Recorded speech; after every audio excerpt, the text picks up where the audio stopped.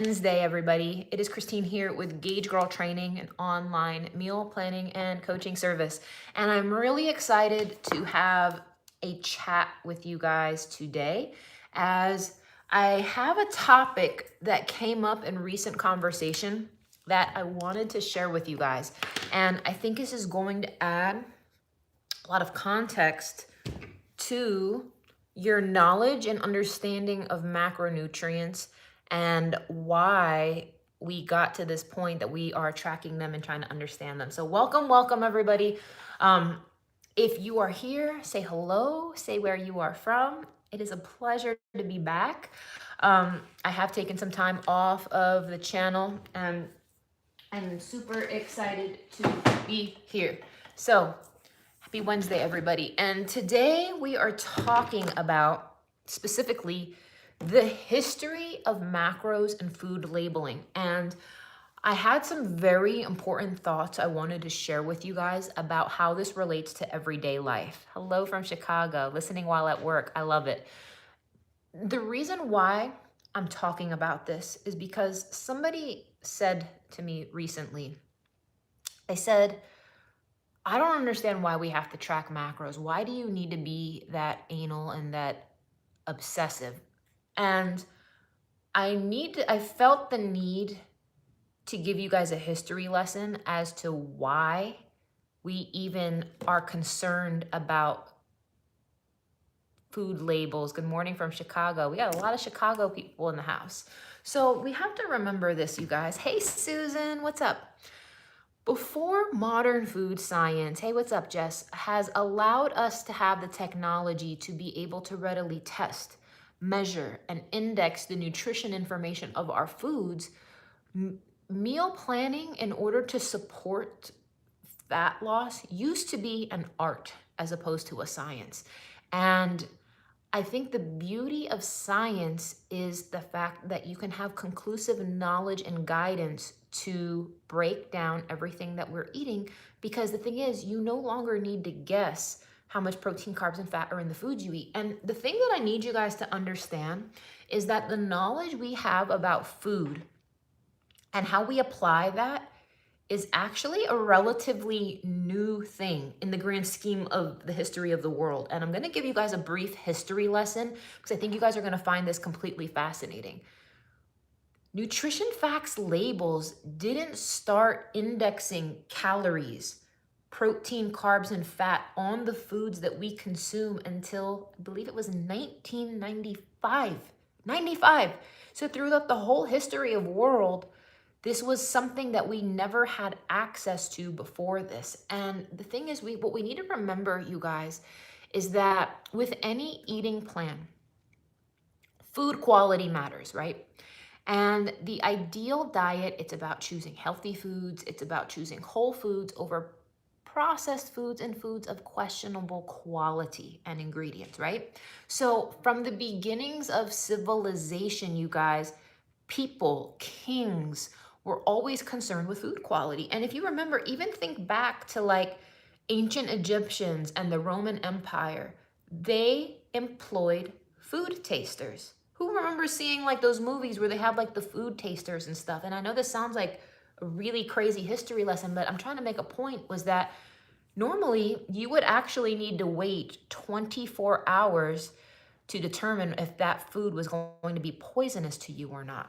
But do you really think that like royals and presidents and kings and emperors are going to wait 24 hours? No, it was more of like a placebo effect for people to understand if their food was safe before they ate it. Now, in 1202, the King of England, King John of England, was the first king to establish the first food law ever. And that first food law was called the Assize of Bread. And what was happening is he prohibited the adulteration of bread because people were adding peas and beans to the bread. Now you may think that doesn't sound bad, Christine. That's not going to kill you, da da da da da. However, the whole point of determining of whether or not something has been adulterated, it is the definition of adulteration is if something contains a poisonous substance, an unsafe additive, if something was made in an unsanitary environment, or if a valuable constituent has been omitted in part or in whole or replaced with another substance. In addition, if anything would reduce its quality or strength, make it appear of greater value, aka economic adulteration. So here's the whole point. Adulteration in food used to be a big deal because you got to remember, before the Industrial Revolution, you didn't have, like, you guys, I shouldn't be able to eat pineapple in December in Philadelphia. It's because of the Industrial Revolution of food that food has expanded on a global scale. And if this had never happened, you guys, we would still be living in an agrarian economy common to like the Thomas Jefferson days of, you know, the revolutionary like time, like right around like when America just received its independence from England. And my point here is, you guys, people used to be able to buy fresh foods from local places and they didn't have to worry about food quality. For instance, you could determine and gauge food quality by smelling food, by looking at it, by, you know, knowing like what was going on in that way. So my point being, you guys, when there are deep historical roots of the regulation of food. And when agriculture was first industrialized in the United States, the rise of mass transportation, the increased specialization of farming, and the drastic decline of self-sufficient farms, it has changed the need for us to be able to understand what is in our food with a higher level of certainty and higher level of quality. Because now, with the advancement of the steam engines and ships to travel different rates, you guys, the thing is, there's a problem now. And I've seen this firsthand in the supplement industry. Food manufacturers now can engage in more sophisticated adulteration techniques than you would ever realize that go completely undetected by the consumer. So let me just get to the point here. The FDA is your advocate. And I know a lot of people fear the FDA and think that they're your enemy. They're essentially the food police, for lack of better terms, right? And the whole concept of the FDA is to protect public safety and health. Now, with that being said, it is important to know what is in your food and what it is made up of. And we have grown in this day and age to be afraid of the FDA because we think that, you know, they're just trying to load us with artificial corn syrups and artificial flavors and artificial sweeteners. And I think it's the exact opposite. I think what they are allowing us to do is to have full transparency of what is in the food that we eat, and the choice is yours. And thank God we could read a label and see precisely what is in food. Thank God that we can say, okay, this food has this ingredient. This food contains traces of nuts. This food contains soy. This food contains dairy. This food contains because the thing is, without that knowledge, a lot of us have food intolerances. A lot of us wouldn't consume certain foods if we knew what was in them. And I think that modern macro testing is a fantastic, awesome, valuable thing because we can now make better choices. We can now make better choices. We have so much more access to science and knowledge of how these things play a role and impact the human body that we are not using. And literally, you guys, I believe it wasn't even until 2011, we're talking within the last decade, that scientists discovered another hormone called leptin. They didn't even know leptin existed. And leptin is a different hormone that functions related to your fat consumption and intake, that tells your body and sends a signal that you are full. My point that I'm trying to make here is, and I know I'm being very long-winded, so thank you guys so much for your patience, is that the modern nutrition facts label provides very valuable information that we need to be acutely aware of. It tells us how many grams of protein, how many grams of fiber, how many grams of carbs, sodium, cholesterol, fat, calories, serving size. And this is a tool. This sheds light. This can allow you to guide your choices and make better choices, because the reality is we have access to the knowledge of knowing the quality of the food we consume. Who in their right mind would eat anything if you had no concept, like a concept of the quality of that food? And a lot of us take that for granted. A lot of us take for granted that our food is going to be safe and unadulterated, because there are so many standards in place that you don't realize are there for your benefit, that are keeping you from getting sick. And I tell you what, you guys, if you live in the United States, which I'm sure most of you guys watching this are from the US, we have so much to be grateful for with regard to the quality of food we have access to in this country. Who here doesn't give a second thought to your food quality? You don't, when you buy chicken from the grocery store, when you buy fruit, you don't think, oh, that might be infected with bacteria, or you don't think, man, you know what? There might be something kind of crazy. You don't even think about it. You don't even think about it and or question it. Good morning, Terry. Why don't we question it? Because there is inherent trust in the system. Now, granted, there are outbreak cases. There are things that happen from time to time.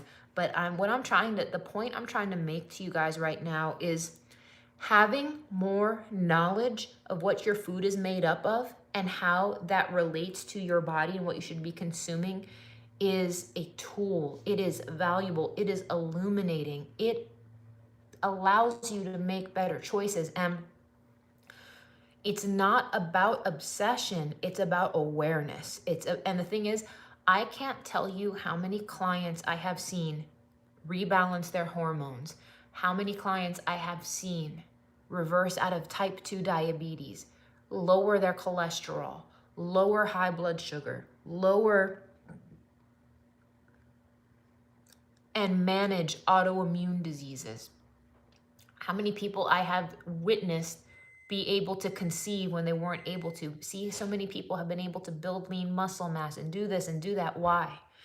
Because we are able to control and manipulate your food intake, because if it cannot be measured, it cannot be improved. Who here has a health goal? Who here wants to lose body fat or manage a health condition? Guys, do you understand that knowing what the food is made up of, knowing what portions you should eat, knowing how to optimize that is a blessing? It's not a curse. It's not meant to be a recipe and obsession. It's not meant to be that. It's meant to guide you. It's meant to be something that illuminates the path as opposed to darkening the path. Your skin has improved, and I've learned what to eat and what to avoid, and high blood pressure. Thank you guys for sharing that. I appreciate that. The purpose of macros is to illuminate the path. The purpose of macros is to guide, not obsess. And I really want to just break down these barriers of people looking at macros as a gauge and means of obsession, because it's not. If, for instance, like, let's say, and I heard this analogy recently, and I think it's a good one. Imagine that you had to go to the bathroom, right, in the middle of the night, and all the lights were off in your house, and you were aiming for the toilet, right?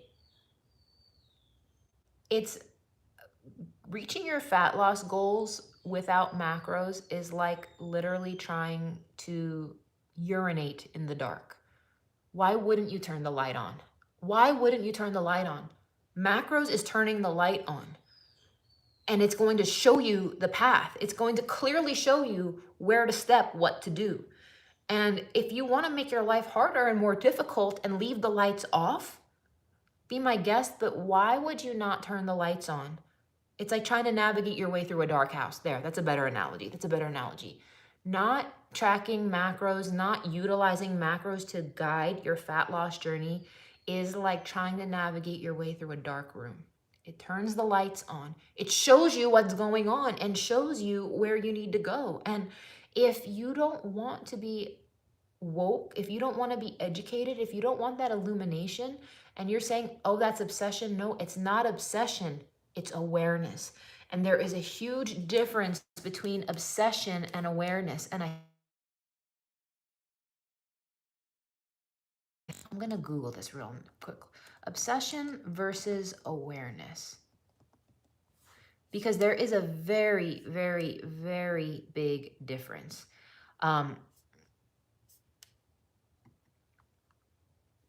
So if you guys have questions, please let me know.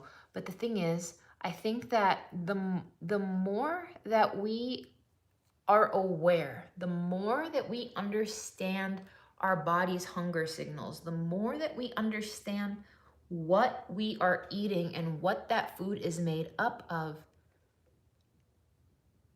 is the point is to illuminate and guide and gauge. And I want you guys to not be obsessed. I want you guys to not be obsessed, because obsession is not healthy. If you find yourself believing that macros is obsessive, I challenge you to rethink this. I strongly challenge you to rethink this, because I'm going to share my story. I wanted to have abs ever since I saw Janet Jackson in 2001. She was on the cover of a magazine on her tour, and I saw her abs, and I was like, dang, that's awesome. I want to look like that. And I worked out and I worked out and I worked out, and I didn't get any abs. And I didn't weigh a lot either. I didn't weigh a lot at the time, but no matter what I did, I couldn't do it. And it irritated me. And it was not until I tweaked my macros and optimized them. I didn't know I was eating too many carbs. I didn't know I wasn't getting enough protein. I had no idea of how much fat I was getting. And you know exactly what I'm talking about, Jess. I appreciate that. I didn't know. And how many of you guys feel like you've been like shooting in the dark, feeling through the dark of just like trying to do stuff and nothing's happening? You guys, if you can't measure it, you can't improve it. Like, I didn't know how many calories I was eating. I didn't even know I needed to be. I just knew I needed to be eating less. That's all I knew at that time as a teenager. All I knew was I should probably be eating less. All I knew was certain foods were bad. And that's the common understanding of nutrition for the average person. I think the average person these days has a concept that you shouldn't eat a lot, has a concept in their brain that certain foods are bad, but they really don't know how to eat or what foods to eat and what portions they should be eating them. Because you guys, this is a science. This is a science. This is not a guessing game. And this is your life. So if you're here guessing and feeling through the dark and not getting anywhere, why would you do that? Why would you do that? Why would you waste your time feeling around in the dark when you could easily have clarity? You could easily know scientifically, there is math that you could utilize to gauge this and optimize this. And it really frustrates me that so many people would rather choose ignorance than use tools that will help you, and they will get you there. And the thing is, I have been doing this with over 40,000 people for the last decade, and I can tell you without a shadow of a doubt that you can make improvements if you trust the science and the math. It all comes down to numbers, guys. It all comes down to numbers. And if you feel like you are an outlier and what works for other folks does not work for you, that is why I wrote my book that is coming out in March, where I define 5 separate macro types where you can truly see which path you should be on and why. And I get so frustrated that you guys get stuck with your goals and you don't want to take the steps to get unstuck. Who here watching this right now, and please be honest, can say, you know what, I am stuck. I am afraid of the numbers. I am afraid of getting obsessed. But deep down, Christine, I know you're right. I know that that makes logical sense. I know that there is probably a better way to approach this than the way I'm approaching it. Because how are you approaching it?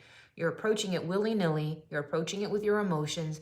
You're approaching it very half-heartedly, half-assed, moderate effort on certain days.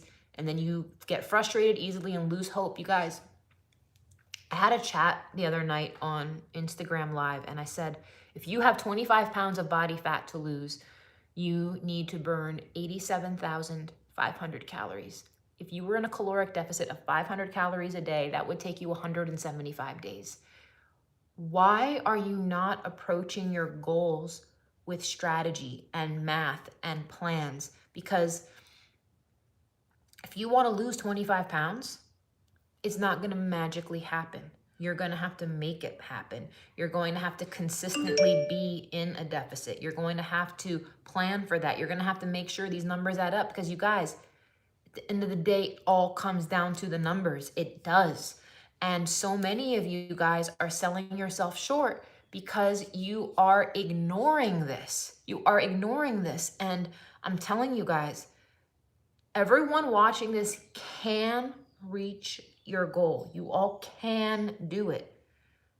The difference between the folks watching this who are going to succeed versus the folks who are just listening is going to come down to the fact of who is going to actually stick to a plan, who is going to outline that plan and make sure that you have a strategy in place, because it doesn't just happen on its own, my friends. It doesn't just happen on its own. And if you're watching this and you want to see results, you want to see change, you want to experience improvements, you're gonna have to do a better job at planning. You're going to have a strategy that makes logical, science-based sense.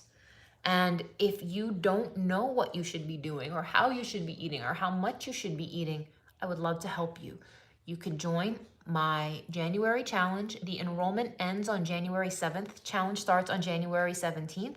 You get customized macros. You get a bunch of free cookbooks. You get a workout program. You get access to me every Wednesday night on our live Q&A call. You get to compete for prizes. You get access to our community and so much more. So there's that. Or if you're like, you know what, Christine, I'm watching this and I feel like I need more than that. I really want you to write me a plan, or I really want to just consult with you one-on-one via Zoom so I could get situated with this.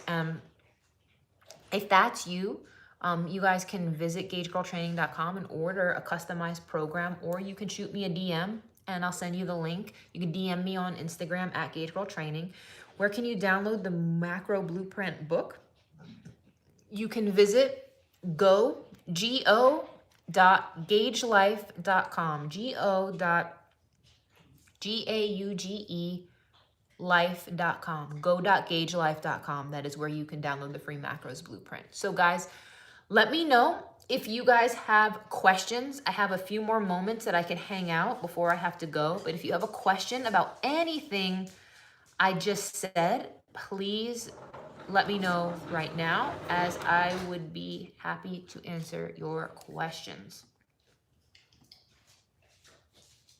Anyone, Bueller?